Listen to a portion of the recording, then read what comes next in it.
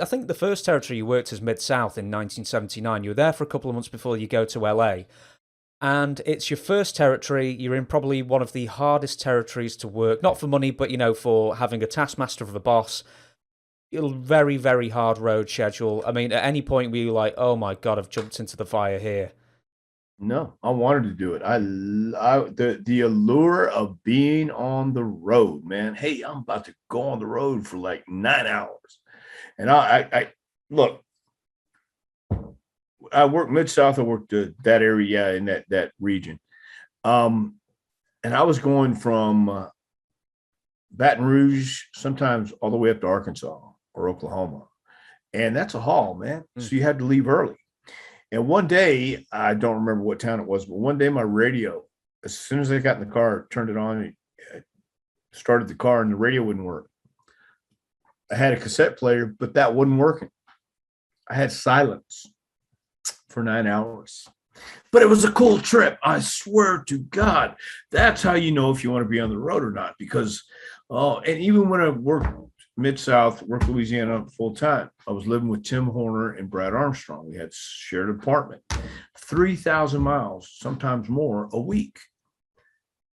People would bitch about it, but I'm going, oh my God, this is the greatest thing on earth because all you have to do is wake up, go to the gym, get in the car, and go to the town. You're living your dream. You're doing what you want to do. What's there to complain about? Nothing, man. Nothing more not mysterious, but more alluring and fascinating, intoxicating than being on the road. You don't know what you're going to see. You don't know who you're going to meet.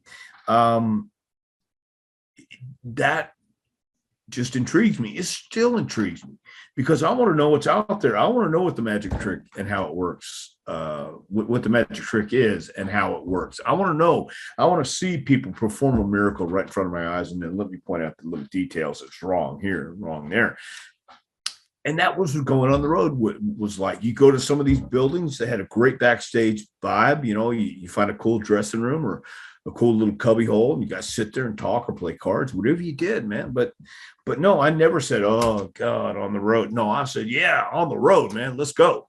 Let's find out who's out there to meet us tonight." You know? Yeah. Obviously, Bill Watts is your first, one of the most famous bosses, one of the most famous bookers out there. Yeah. But what was Jim Ross like? Was Jim Ross in the territory at the time as sort of his second in command?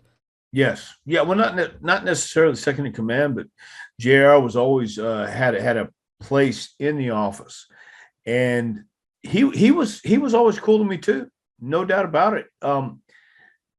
Those look, and Bill Watts, man, if I there was a lot of stuff going on. I won't go into that. I can't explain why I was the way I was back then, but I just know I had made every mistake you can. Bill Watts at the same time. I didn't get this until I left the territory and years later. And I had to really look back on not only just me, but all the guys he did things for and tried to make and help. He was looking for talent in everybody. He was looking for the upside in everybody. He turned me heel. He came back to me one night and says, "Hey, have you ever thought about being a heel?" And I said, "Every day." He goes, "Yeah, I can read it when you walk out to the ring. We're going to turn you heel next TV." And I thought, oh my God, great.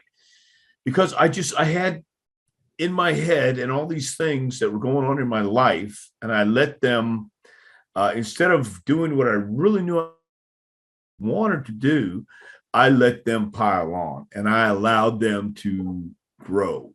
And even with all that, Bill Watts says, I want to do something. He did that with more than just me. He did that with so many guys that came in there and gave them an opportunity. And you either squandered it or you didn't.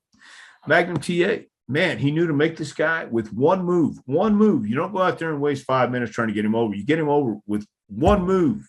30 seconds later, he's raising his arms. That's it. And that was, he looked for that in everybody. What can I get out of my talent? How am I going to maximize the most? And so I was very grateful. I'm still grateful, and for Bill Watts, just for whatever he did for me, and he gave me an opportunity to turn heel in a great territory, and get a little experience before I went to Pensacola. When Bill Watts was your boss very early on and everything, what was some of the? I mean, there's going to be the obvious ones like don't hang out in public with the person you're feuding with. But what was some of the other demandments of Bill Watts where he was just like, do not do this? Yeah, babyface not ride together. Mm.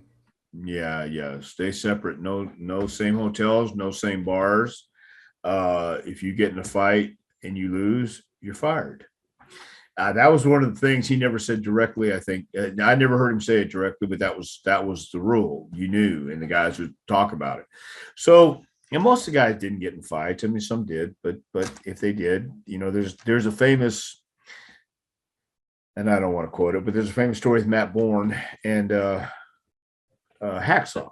Where somebody attacked, I think, and Matt hit a fan who's coming to the ring and actually hurt him pretty good. I mean, there was a lawsuit and big problems, and Matt got fired, and hard feelings came out of that too, I'm sure.